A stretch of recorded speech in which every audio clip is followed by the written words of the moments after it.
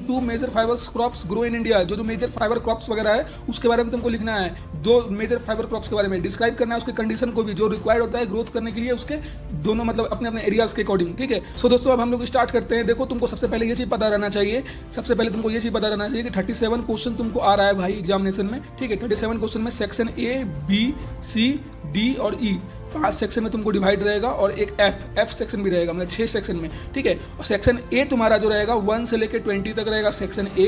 ठीक है, जो तुम्हारा 20 मार्क्स का एमसीक्यू रहेगा। फिर उसके बाद तुम्हारा 21 से लेकर रहेगा 24 तक 2 क्वेश्चन रहेगा, मतलब 2 मार्क्स क्वेश्चन रहेगा भाई, 2 मार्क्स क्वेश्चन रहेगा। फिर उसके बाद तुम्हारा 25 से लेकर के रहेगा 29 तक 3 मार्क्स क्वेश्चन।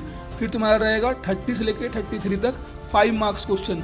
ठीक है, और उसके बाद तुम्हारा 34 से लेकर रहेगा 36 तक केस बेस्ड स्टडी टाइप का क्वेश्चन, या फिर तुम कह सकते हो कि उसमें तुमको मटेरियल बेस्ड क्वेश्चन रहेगा, जो कि डाटा गिवन रहेगा, उसके आंसर तुमको अपने सब्जेक्ट से, अपने चैप्टर से कनेक्ट करके उसको आंसर फाइंड आउट करके लिखना है 4 मार्क्स क्वेश्चन में। ठीक है, और तुम्हारा ये एक मैप वर्क आने वाला है क्वेश्चन, जिसमें तुम्हारा 2 मार्क्स का रहेगा मैप वर्क हिस्ट्री से, और तुम्हारा 3 मार्क्स का क्वेश्चन रहेगा भाई ज्योग्राफी से। ठीक है, मतलब मैप वर्क। अब देखो तुमको section A, section B, section C, सारे सेक्शन का तुमको ध्यान रखना है कि कितने कितने वर्ड लिमिट में लिखना है, एकदम भाई ध्यान रखना। अनदरवाइज तुम क्या करके आओगे पता है, तुम आंसर एकदम आते हुए तुम लिख नहीं पाओगे, तुम आंसर छोड़ के आ जाओगे। ठीक है, एकदम वर्ड लिमिट ध्यान रखो कि अगर मतलब 2 मार्क्स का क्वेश्चन है तो 3 लाइन लिखना है, 2 लाइन तो लिखना ही है, 2 पॉइंट तो लिखना ही है, 3 पॉइंट अगर आ रहा है तो लिख दो। ठीक है, अगर 3 मार्क्स का क्वेश्चन है तो कम से कम 4 पॉइंट लिखो, या फिर 3 पॉइंट तो कम से कम होना चाहिए, 4 पॉइंट आ रहा है तो लिख दो। ठीक है, 5 मार्क्स का क्वेश्चन है तो 5 पॉइंट लिखना ही है, लेकिन 6 पॉइंट 7 पॉइंट तो तुम लिख सकते हो 5 मार्क्स के क्वेश्चन में, और केस बेस्ड स्टडी में तो तुम्हारे अकॉर्डिंगली चलेगा। ठीक है कि नहीं, और हर एक तुम्हारा पॉइंट अराउंड 1 से 1.5 लाइन का होना चाहिए, ज्यादा पॉइंट भी मतलब 3-3 लाइन 4-4 लाइन का मत लिखने लगना, बस इस चीज को ध्यान रखना। ठीक है, एकदम पूरा एकदम पेपर फाड़ के आने वाले हो। अब हम लोग चलते हैं भाई पेपर लीक की तरफ। सो दोस्तों तुमको हम बताते हैं कि सेक्शन ए में तुम्हारा एमसीक्यूज में क्या सब आ रहा है। सेक्शन ए में एमसीक्यू में तुम्हारा यही सब स्टार्टिंग से आएगा कि who among the following lead the peasant movement in Bardoli in 1928। किसने किया था? वल्लभ भाई पटेल ने किया था। Option number A is the right answer. The Bhakra Nangal जो तुम्हारा प्रोजेक्ट था, तुम्हारा water is being use for किसके? हाइडल पावर प्रोडक्शन और इरिगेशन के लिए, दोनों के लिए यूज होता है। क्वेश्चन नंबर 10 में क्या करना है कि डाटा को देखना है, आइडेंटिफाई करना है country where people age 25 years और एबव के हैं तो have minimum years of schooling. Schooling किसका ज्यादा है? सोर्स तुमको ह्यूमन डेवलपमेंट रिपोर्ट का ये सोर्स है जितना भी डाटा। ठीक है कि नहीं, HDR का ह्यूमन डेवलपमेंट रिपोर्ट इंडेक्स। फिर उसके बाद तुम्हारा ये बोथ नेपाल एंड म्यांमार, इसका दोनों आंसर होगा भाई ऑप्शन नंबर बी। और इसमें से तुमको स्टेटमेंट दिया हुआ है, कौन सा स्टेटमेंट इसमें करेक्ट है और नहीं है। ठीक है, तो स्टेटमेंट तुम्हारा तीनों इसमें फर्स्ट, सेकंड और थर्ड करेक्ट है, तो option number C is the right answer दोस्तों।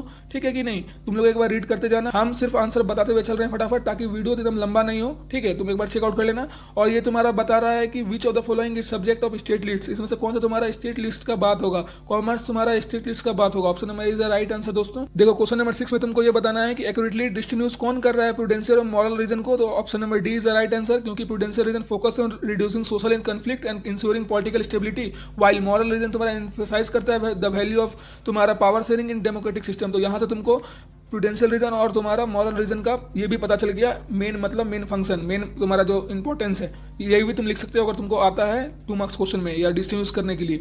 ऑप्शन नंबर 7 तुम्हारा क्या कह रहा है भाई? Democracy is not simply ruled by majority opinion, और रीजन दिया हुआ है majority always need to work with minority so that government function to represent a general view. तो both A and R true and R is the correct explanation of A. ठीक है, तो option number A is the right answer दोस्तों। 8 number question में तुमको paragraph दिया हुआ है, उसमें से तुमको चेकआउट करके बताना है क्या होगा, एक बार रीड कर लेना, ऑप्शन हम बता देना आंसर क्या होगा। सी होगा इसका आंसर, 8 का सी होगा दोस्तों। ठीक है, हम लोग चलते हैं दोस्तों 9 नंबर। इसमें क्या कर रहा है? Third tier of government is called, क्या कहते हैं भाई? पंचायतें और म्यूनिसिपलिटी कहते हैं थर्ड टियर ऑफ गवर्नमेंट को। सही बात है, इन तीनों में से कुछ होगा नहीं, तो डी नंबर ही होगा आंसर ना, थर्ड टियर गवर्नमेंट को। तो वैसे हम लोग लोकल सेल्फ गवर्नमेंट भी कहते हैं, तो वही लोकल सेल्फ गवर्नमेंट तुम्हारा पंचायती वाला है ना सिस्टम, उसी को कहते हैं थर्ड टियर ऑफ गवर्नमेंट। तो यहाँ पे तुमको अगर ऑप्शन लोकल सेल्फ गवर्नमेंट भी रहता तो तुम वही टिक करते। ठीक है कि नहीं?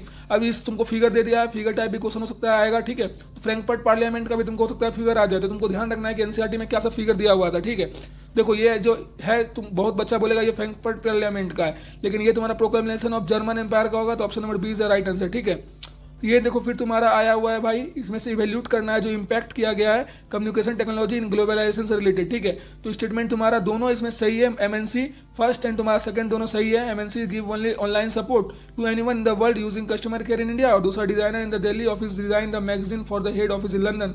तो ऑप्शन तुम्हारा स्टेटमेंट 1 एंड 2 आर अप्रोप्रिएट। ठीक है, और चलते हैं क्वेश्चन नंबर 12 पे कि which one of following is factor does not play significant role in the economic development of the country. तो इनमें से कौन सा तुम्हारा फैक्टर मतलब इकोनॉमिक डेवलपमेंट में तुम्हारा काम नहीं दे रहा है। तो option number D is right है, territorial issues with neighbouring country. बाद बाकी तुम्हारा सपोर्ट कर ही रहा है। बाद बाकी देखो यहाँ पे तुमको क्वेश्चन आ सकता था कि what are the factors which plays a significant role in the economic development of country. तो तुमको पता है उसका आंसर क्या लिखना है। तुमको उसका ये तीनों पॉइंट जो है, size of the population, cooperation from other country on globalisation, फिर उसके बाद तुम्हारा economic priority adopted by government, ये तुम्हारा इसका आंसर हो जाएगा अगर तुमको 2 मार्क्स क्वेश्चन में आता है तो, ठीक है, या फिर 3 मार्क्स में भी। तो तीनों पॉइंट तुम लिख देना, ठीक है।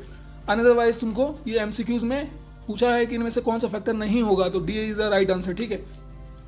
30 नंबर क्वेश्चन तुम्हारा दिया हुआ है भाई, इसमें से कौन तुम्हारा मतलब स्टेटमेंट सीक्वेंशियल ऑर्डर में है। तो तुमको सीक्वेंशियल ऑर्डर में तुमको बताना है कि कौन सा सीक्वेंस में है, मतलब कैसे कैसे इंसिडेंट क्या सब हुआ था, ठीक है। ये भी तुमको अरेंज करने के लिए आ सकता है। तो पहली बात 3rd नंबर जो था ये तुम्हारा पहले हुआ था, तो ये फर्स्ट तुम्हारा हो जाएगा। 3rd का फर्स्ट पहले हुआ था, गांधी जी तुम्हारा विड्रॉ किए थे नॉन कॉपरेशन मूवमेंट को।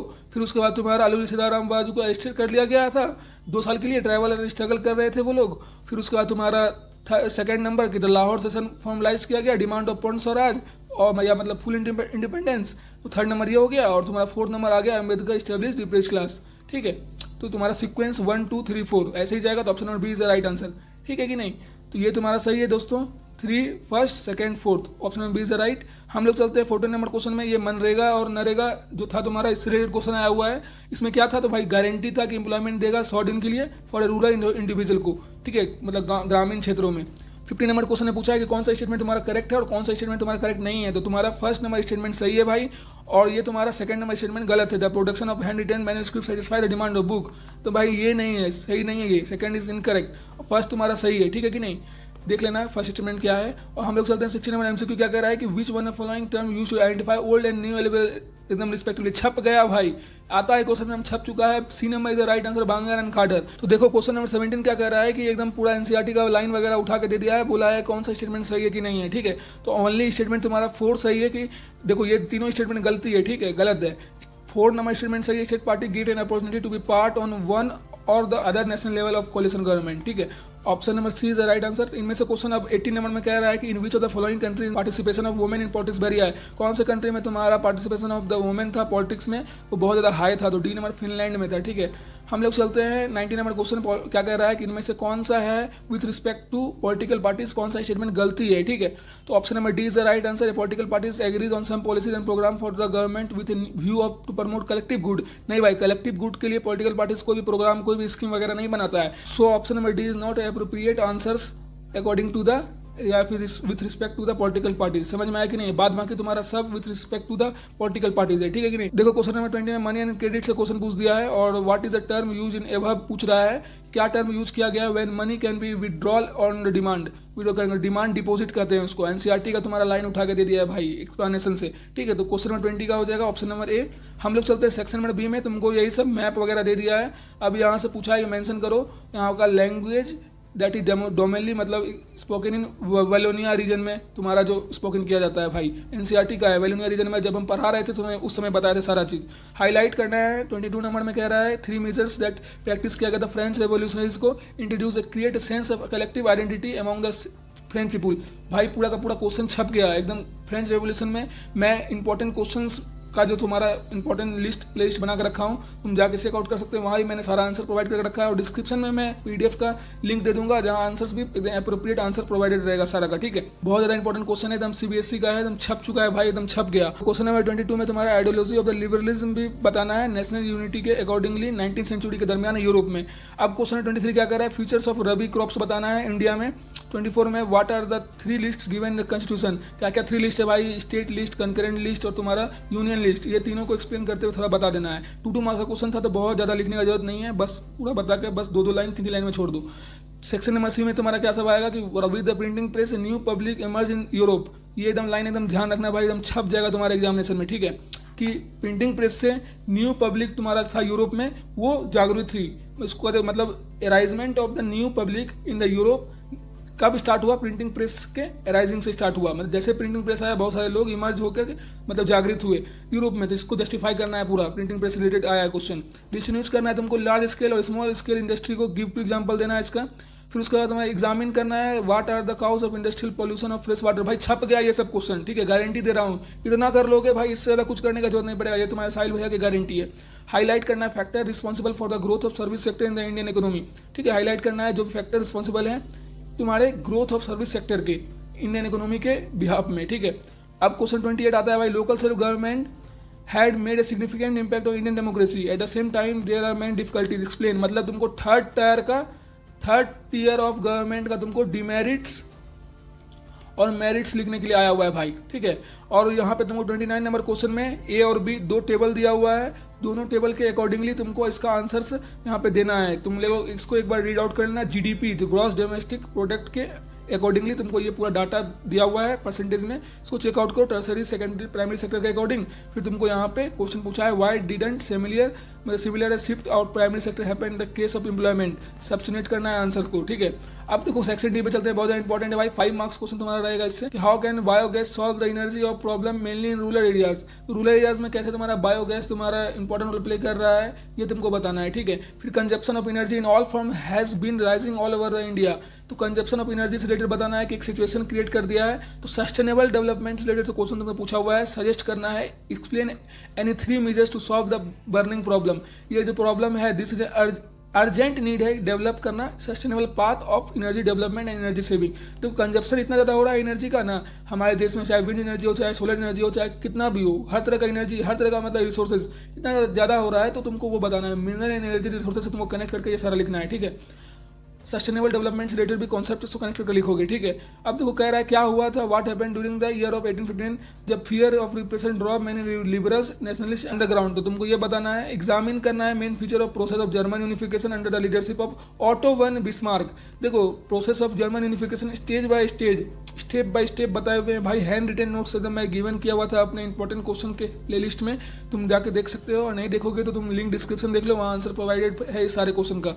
अब देखो भाई ये क्वेश्चन छप चुका है, कास्ट टैक्स से वेरियस फॉर्म इन पॉलिटिक्स, तुमको तुरंत अभी स्टार्टिंग में ये बताए थे ये क्वेश्चन एकदम आ रहा है भाई, ये एकदम आएगा ही आएगा, एकदम सीबीएसई का है भाई। Describe the necessity of political party in democracy, necessity बताना है पॉलिटिकल पार्टीज का क्या मतलब महत्वता है, ठीक है, नेसेसिटी क्यों है, ठीक है, पॉलिटिकल पार्टी का डेमोक्रेसी। तुमको टॉपिक ही उठा के दे दिया, तुम्हारा टॉपिक ही है नेसेसिटी, ठीक है, तो वही चीज उठा के दे दिया, एक्सप्लेन करना है, एक्सप्लेन करना है various function of banks of India. Bank से रिलेटेड क्वेश्चन आएगा ही आएगा भाई, चाहे रिजर्व बैंक से रिलेटेड क्वेश्चन आ जाए, या फिर state bank of related question आ जाए, या फिर कोई बैंक से रिलेटेड दे दे कि कैसे तुम्हारा बैंक इंपॉर्टेंट रोल प्ले कर रहा है इंडियन के इकोनॉमिक डेवलपमेंट में, या फिर तुम्हारा एक्सप्लेन करना है बैंक का जो फंक्शन है इंडिया में वो बताना है। कोलेटरल क्या होता है, एकदम आ रहा है, छप गया भाई, कोलेटरल क्या है, और 2 मेन रीजन बताना है भाई, prevent the poor getting a loan from bank. Collateral तुम्हारा क्या इंपॉर्टेंट रोल प्ले करता है, इसका मेरिट और डिमेरिट बताते हुए तुमको एक्सप्लेन करना है, ठीक है। देखो तुम्हारा सेक्शन ई आ गया, केस बेस्ड स्टडी गिवन है, इसको रीड आउट करना भाई, वही रीड आउट करके तुमको आंसर तो मिल ही जाएगा। एक्सप्लेन करना है पिकलेट लिक्वर शॉप का मीनिंग, फिर नॉन कॉपरेटिव मूवमेंट, खिलाफत मूवमेंट बिगिन कब हुआ था, फिर उसके बाद वाई डिड मतलब ये जो मूवमेंट था सिटीज ग्रेजुअली स्लो डाउन, ये क्वेश्चन हम छप गया भाई कि नॉन कॉपरेशन मूवमेंट कैसे सिटी में स्लो डाउन हो गया था, सारा का आंसर भाई हम कराए हुए हैं, ठीक है। क्वेश्चन 35 में क्या कह रहा है भाई कि what was the one impact of sedimentation in the reservoir, ये भी क्वेश्चन कराए हुए हैं। फिर तुम्हारा what impact the release of water from the dams during heavy rains from the flood situation in Maharashtra and Gujarat में, ये फ्लड सिचुएशन आ गया था, उसका क्या सिचुएशन हो सकता है, ये भी कराए हुए हैं, छप गया भाई। ये पूरा केस बेस्ड स्टडी देख लेना, ये दोनों केस बेस्ड स्टडी बहुत इंपॉर्टेंट है भाई। एक्सप्लेन करना है negative environmental impact associated with multi, मतलब तुमको मल्टी रिवर वैली प्रोजेक्ट जो तुम्हारा था मल्टीपर्पज प्रोजेक्ट वगैरह, उसका तुमको क्या करना है, इन्वायरमेंटल मतलब डिमेरिट बताना है, डिमेरिट्स पूरा बताए हुए हैं क्वेश्चन, जाकर तुम देख सकते हो, जिस बच्चे ने देखा होगा आंसर लिख लेगा कि मल्टी रिवर वैली प्रोजेक्ट जो तुम्हारा था मल्टी मतलब पर्पस प्रोजेक्ट का, उसका निगेटिव और डिमेरिट्स और डिफेक्ट क्या है, ठीक है कि नहीं। हम लोग 36 नंबर क्वेश्चन देखते हैं, केस में स्टडी क्या है भाई, ये भी क्वेश्चन एकदम आया हुआ है, पूरा सब्स्टिनेट करना है स्टेटमेंट को कि income by itself not completely adequate indicator of material goods and service, मतलब तुमको ये बताना है कि इनकम ही सिर्फ तुम्हारा कंप्लीटली एडिक्वेट इंडिकेटर नहीं है मेटेरियल गुड्स और सर्विसेज से रिलेटेड, पूरा एक्सप्लेन करना है स्टेटमेंट को। इस तुम्हारा केस बेस्ड स्टडी को रीड करने के बाद रीड कर लेना भाई अच्छे से, और तुम्हारा आ जाता है अब मैप वर्क सेक्शन एफ, ठीक है, 2 प्लेस दिया हुआ है ए और बी, ठीक है, मार्क करना है outline of map of India में। देखो कब हुआ था तुम्हारा नेशनल कांग्रेस सेशन 1927 का हेल्ड, और तुमको सेकंड नंबर में ऐसा प्लेस बताना है जहां पे non cooperation movement calling of किया गया था, ठीक है। और बी नंबर में तुम्हारा 3 क्वेश्चन आएगा, ज्योग्राफी से, जो कि तुमको बताना है टूटिकोरिन मेजर सी पोर्ट को लोकेट करना है, फिर बेंगलुरु सॉफ्टवेयर टेक्नोलॉजी पार्क को लोकेट करना है, फिर Vijayanagar iron and steel industry को लोकेट करना है, फिर ककरापारा को तुमको न्यूक्लियर पावर प्लांट को लोकेट करना है, और छत्रपति शिवाजी इंटरनेशनल एयरपोर्ट को लोकेट करना है। सारा का दोस्तों आंसर एकदम लिंक में डिस्क्रिप्शन में तुमको अटैच मिल जाएगा, जाके चेकआउट कर सकते हो। ये सारा क्वेश्चन तो मैंने बता ही दिया दोस्तों, एकदम गारंटी के साथ दे रहे हैं भाई। इस क्वेश्चन को तुम अगर कर लिए तो इससे बाहर तुमको एग्जामिनेशन में क्वेश्चन आने वाला नहीं है। ये तुम्हारे साहिल भैया की गारंटी है, और ये वाला भी तुम एकदम पूरा मैप वर्क कर लेना भाई, एकदम छप गया ये मैप वर्क, गारंटी के साथ दे रहे हैं भाई। ठीक है, तो मिलते हैं दोस्तों नेक्स्ट वीडियो में। तुम लोग का पेपर बहुत अच्छा जाएगा, बेस्ट ऑफ लक, एकदम इसको पूरा प्रैक्टिस कर लो भाई। वो तुम्हारा एक्स्ट्रा क्वेश्चन था, और ये तुम्हारा जितना भी पैटर्न है 1 क्वेश्चन से लेकर के तुम्हारा 37 नंबर क्वेश्चन तक, ये तुम्हारा मेन पैटर्न है, और वो तुम्हारा एक्स्ट्रा क्वेश्चन था जो कि एकदम गारंटी है छपने वाला है, छप जाएगा, गारंटी है तुम्हारे साहिल भैया की। मिलते हैं नेक्स्ट वीडियो में, best of luck for your examination. मिलते हैं, thank you, have a nice day, thank you.